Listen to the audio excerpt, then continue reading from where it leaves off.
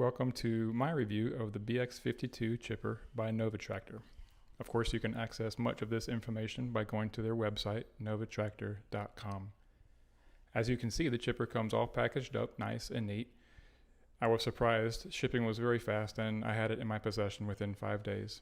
The packaging was superb. I couldn't even find a scratch. I paid $1,700 with free shipping, but be sure to ask for liftgate services so they can get it off their truck and into your area without you having to provide a forklift. You do not want this sitting on the street while you figure out how to get it onto your property.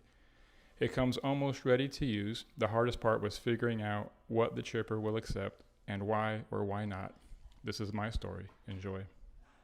All right, well, I am gonna be testing out this wood chipper that I got to chip up some of my limbs and stuff on the farm, and I've never used it before, so I'm gonna just do a quick review on how well this wood chipper performs. As you can see, I have some limbs that I have cut up here. I'm trying to clear out this boundary all the way down. It's kind of, the branches have grown onto my property and it's hard to mow over there, so I'm going to clear some of this out here. And this is the wood chipper that I got. I actually had to get a different PTO shaft because the one they sent me was not telescoping, so this one is telescoping. Pretty excited to use this little tool.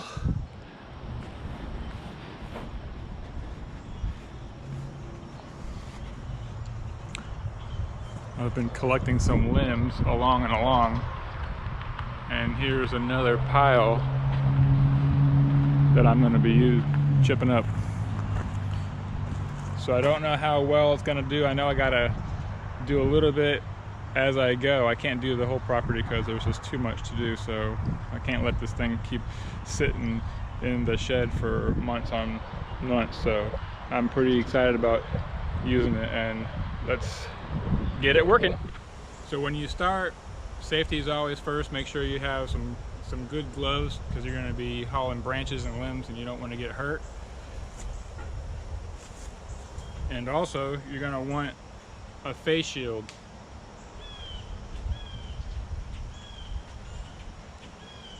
Apparently the goggles are just not enough and the face shield covers your whole face, so it was a bigger investment, but I wanted to make sure and not do any kind of damage to my body the first time I used it. This chipper is not too bad. Really, the only assembly that was required was putting the legs on down here, and then this chute right here. This was the hardest piece to assemble, and it took about an hour. I just could not figure out how to do it, so I don't want to mess with that. But you're going to need a wagon also, so when your chips come out of your chute, they go somewhere, and I don't know if this is going to be sufficient. I thought about getting my trailer, but we're going to give this a try and see how this works.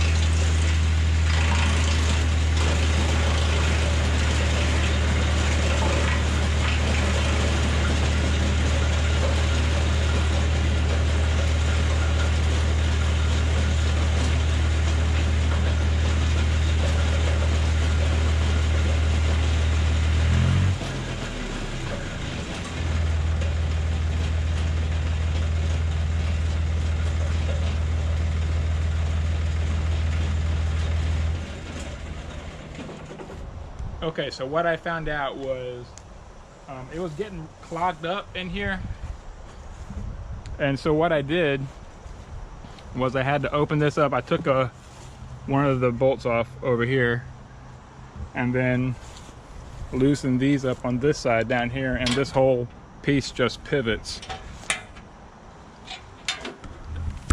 and it was pretty compacted right in here. So basically I went and looked at the manual, and it said that your tractor PTO has to be like at max for the PTO. So I didn't know that. I didn't want to damage anything, so I was just in idle. But apparently it's got to be spinning fast enough, and if it doesn't, it kind of clogs up. All right, well, apparently maybe it doesn't work with wet wood. I don't know. So I moved the tractor to this other tree over here where I have a pile of dead stuff that's been sitting for months. So let's go try that.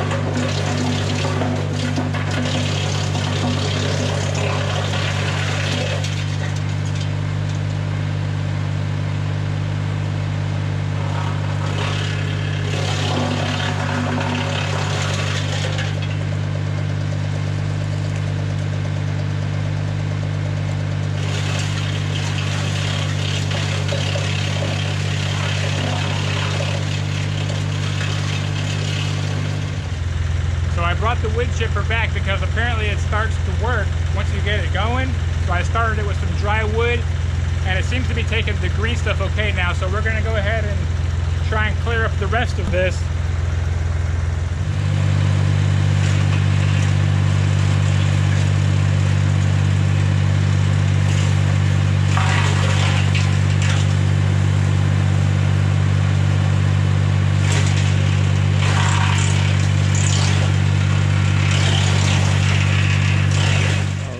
I got it all done. As you can see over here, it's all cleaned up, and a lot of this is just leaves and stuff, but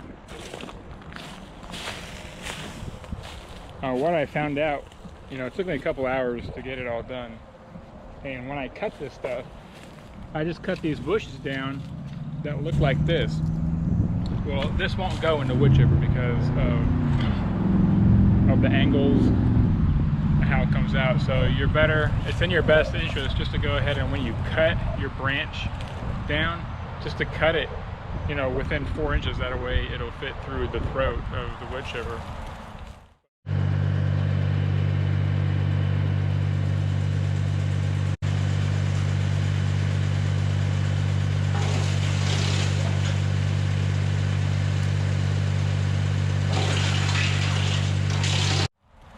But it took a long time, mainly because there was a lot of this stuff, and I tried to cut it down to put it in there.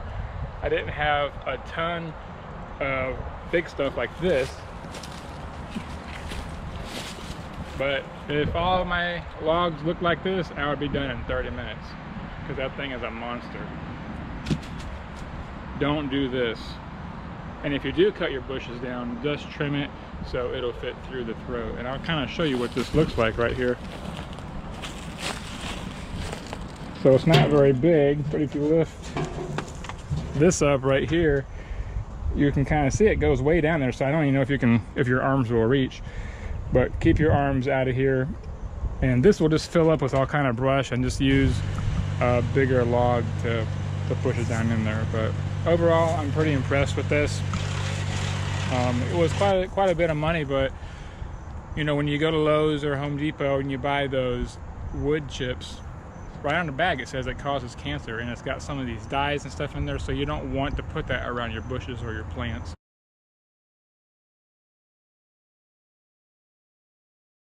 You don't want that soaking into the stuff that you're going to eat. Anyway, I hope you enjoyed this, and if you're thinking about getting a wood chipper like this, I already had a tractor, so I didn't want another machine with a separate engine. I'm just going to use the engine that is already reliable, and I'll just store it until I need it next time. Thanks for watching.